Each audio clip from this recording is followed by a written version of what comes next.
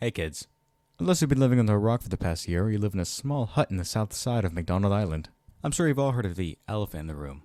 And by room, I mean office. And by elephant, of course, we're talking about Donald John Trump, the iconic character in Home Alone 2, Lost in New York, as well as the executive producer for the 2012 Miss USA pageant. Oh, and he's the United States president.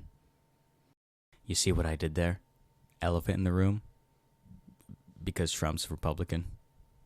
Anyway, speaking of Trump, one of his most recent escapades has been the placement of tariffs of up to 145% on Chinese goods, with a 10% tax in a bunch of other countries too. One of these smaller countries I actually wanted to focus on, the Hard and McDonald's Islands. It's a small Australian territory that's actually closer to Antarctica than Perth. I know it sounds like two, but I'm pretty sure that's one landmass, but, potato tomato. The reason I wanted to point out this one island in particular is because it's completely barren, untouched. There's no economy, there's no activity, there's no one there at all.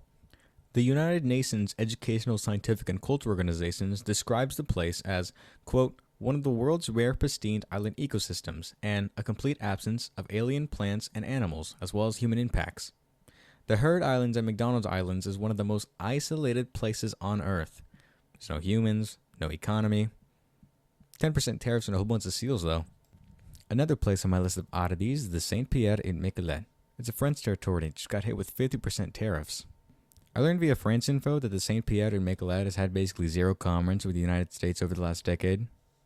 Well, except in July 2024 when the France Info reported that someone had bought $3.4 million worth of stuff.